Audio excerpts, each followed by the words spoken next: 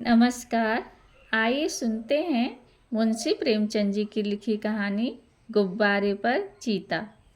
मैं तो जरूर जाऊंगा, चाहे कोई छुट्टी दे या न दे। बलदेव सब लड़कों को सर्कस देखने चलने की सलाह दे रहा है। बात यह थी कि स्कूल के पास एक मैदान में सर्कस पार्टी आई हुई थी। सारे शहर की दीवारों पर उसके विज्ञापन चिपका दिए गए थे।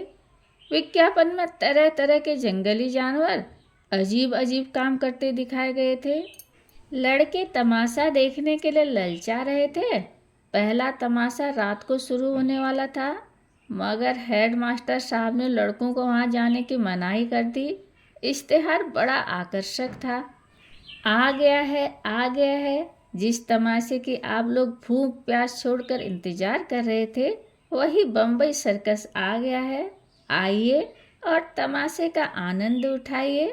बड़े बड़े खेलों के सिवा एक खेल और भी दिखाया जाएगा, जो न किसी ने देखा होगा और न सुना होगा। लड़कों का मन तो सर्कस में लगा हुआ था। सामने किताबें खोले जानवरों की चर्चा कर रहे थे। क्यों कर शेर और बकरी एक बर्तन में पानी पिएंगे, और इतना बड़ा हाथी बैलगाड़ी पर कैसे बैठेगा। बैलगाड़ी के पहिए बहुत बड़े बड़े होंगे। तोता बंदूक छोड़ेगा और वन मानुस बाबू बनकर मेज पर बैठेगा। बलदेव सबसे पीछे बैठा हुआ अपनी हिसाब की कॉपी पर शेर की तस्वीर खींच रहा था और सोच रहा था कि कल शनिचर नहीं, इतवार होता तो कैसा मजा आता। बलदेव ने बड़ी मुश्किल से कुछ पैसे जमा किए थे। मना रहा था कि कब छुट्टी हो और कब भागूं। हेडमास्टर साहब का हुक्म सुनकर वह जामे से बाहर हो गया। छुट्टी होते ही वह मैदान में निकल आया और लड़कों से बोला, मैं तो जाऊंगा, जरूर जाऊंगा, चाहे कोई छुट्टी दे या न दे। मगर और लड़के इतने साहसी न थे। कोई उसके साथ जाने पर राजी न हुआ। बलदेव अब अकेला पड़ गया, मगर वह बड़ा जिद्दी था। दिल में जो बात बैठ जाती, उसे पूरा करके ही छोड़ता था। शनिवार को और लड़के तो मास्टर के साथ गेंद खेलने चले गए। बलदेव चुपके से खिसक कर सर्कस की ओर चला। वहां पहुंचते ही उसने जानवरों को देखने के लिए एक आने का टिकट खरीदा और जानवरों को देखने लगा। इन जानवरों को देखकर बलदेव मन में बहुत झुंझलाया। वह शेर है, मालूम होता है। महीनों से उसे मलेरिया बुखार आ रहा हो, वह भला क्या 20 हाथ ऊंचा उछलेगा। और यह सुंदरवन का बाघ है, जैसे किसी ने इसका खून चूस लिया हो, मुर्दे की तरह पड़ा है।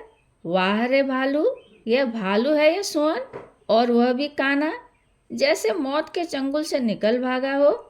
अलबत्ता चीता कुछ जानदार है, और एक 3 टांग का कुत्ता भी। यह कहकर बड़े जोर से हंसा। उसकी एक टांग किसने काट ली? दुम कटे कुत्ते को तो देखा था, पैर कटा कुत्ता आज ही देखा। और यह दौड़ेगा कैसे? उसे अफसोस हुआ कि गेंद छोड़कर यहाँ नाहक आया। एक आने पैसे भी गए। इतने में एक बड़ा भारी गुब्बारा दिखाई दिया। उसके पास एक आदमी खड़ा चिल्ला रहा था, आओ चले आओ, 4 आने में आसमान की सैर करो। अभी वह उसी तरफ देख रहा था कि अचानक शोर सुनकर वह चौंक पड़ा। पीछे फिरकर देखा तो मारे डर के उसका दिल कांप उठा। वही चीता न जाने किस तरह पिंजरे से निकलकर उसी की तरफ दौड़ा चला आ रहा था। बलदेव जान लेकर भागा। इतने में एक और तमाशा हुआ। इधर से चीता गुब्बारे की तरफ दौड़ा। जो आदमी गुब्बारे की रस्सी पकड़े हुए था, वह चीते को अपनी तरफ आता देखकर बेतहाशा भागा। बलदेव को और कुछ न सूझा तो वह झट से गुब्बारे पर चढ़ गया। चीता भी शायद उसे पकड़ने के लिए कूदकर गुब्बारे पर जा पहुंचा। गुब्बारे की रस्सी छोड़कर तो वह आदमी पहले ही भाग गया था। वह गुब्बारा उड़ने के लिए बिल्कुल तैयार था। रस्सी छूटते ही वह ऊपर उठा। बलदेव और चीता दोनों ऊपर उठ गए। बात की बात में गुब्बारा ताड़ के बराबर जा पहुंचा। बलदेव ने एक बार नीचे देखा तो लोग चिल्ला चिल्ला कर उसे बचने के उपाय बतलाने लगे। मगर बलदेव के तो होश उड़े हुए थे। उसकी समझ में कोई बात ना आई।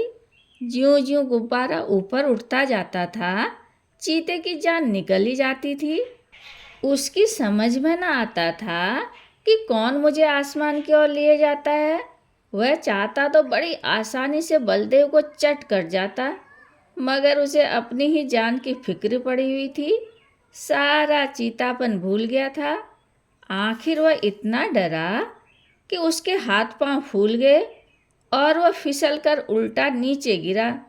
जमीन पर गिरते ही उसकी हड्डी पसली चूर चूर हो गई। अब तक तो बलदेव को चीते का डर था, अब यह फिक्र हुई कि गुब्बारा मुझे कहाँ ले जाता है। वह एक बार घंटाघर के मीनार पर चढ़ा था। ऊपर से उसे नीचे के आदमी खिलौने से और घर घरौंदों से लगते थे, मगर इस वक्त वह उससे कई गुना ऊंचा था। एकाएक उसे एक बात याद आ गई। उसने किसी किताब में पढ़ा था कि गुब्बारे का मुंह खोल देने से गैस निकल जाती है और गुब्बारा नीचे उतर आता है, मगर उसे यह न मालूम था कि मुंह बहुत धीरे धीरे खोलना चाहिए। उसने एकदम उसका मुंह खोल दिया और गुब्बारा बड़े जोर से नीचे गिरने लगा।